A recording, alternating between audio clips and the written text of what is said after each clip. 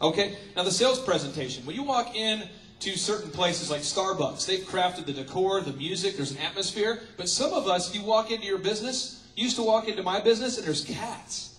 Why is there cats at the guy's house? First, I'm driving to a house and why is there cats? I'm trying to book a wedding and there's a cat. I might be allergic to cats. Coach JC's allergic to cats. There might be cats, right? I had to ask myself, maybe I shouldn't have cats in the office. Maybe I should have an office. Maybe the music in the office should be the kind of music that the brides like. It doesn't matter what I like. I like Eminem, right? Because I'm angry, right?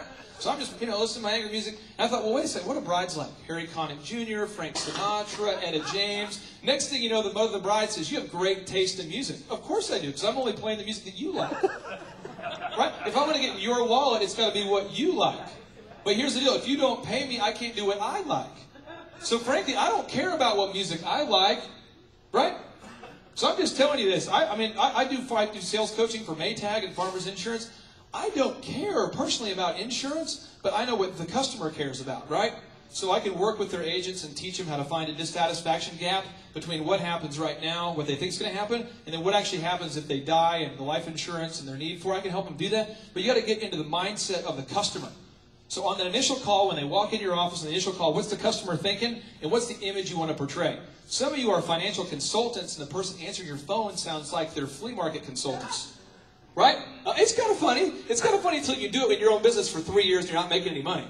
I was named the Entrepreneur of the Year back in 2007, but I discovered like 9 years of what not to do. And then all of a sudden, once I figured it out, the floodgates open and I'm a genius. But I just discovered every way not to do it, okay?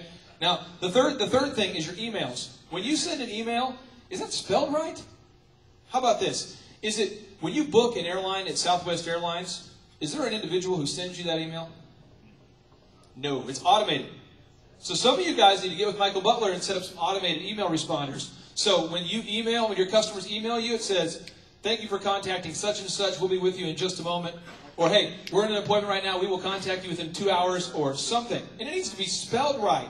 How many people have the whole spelling problem? I know I have that kind of, where you spell things and you think it looks right, but it's kind of wrong sometimes.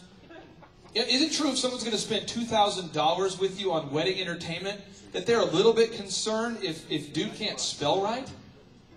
Right? I mean, if you can't spell right, are they a little concerned you might not show up to the right place? I mean, these are real issues we have in business. These are big businesses, little issues. These all add up. Right?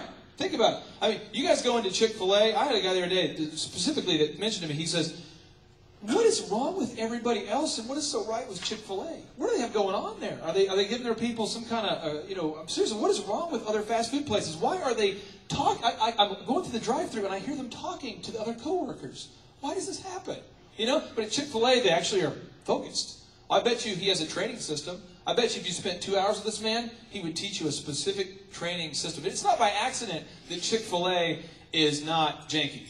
But there's some Tulsa businesses. There's a lady downtown. I spent an hour and a half of business coaching with her in her deli, and she's been in poverty for like 8 years, working hard, working over 50 hours a week, get there early, staying late, and her business is awful. And you sit down and talk because you can't see it. So some of you just need to get the vision today. You need to see it. Look at yourself right now. Go into a satellite, look down at your business and go, oh, I can't believe I've been doing that.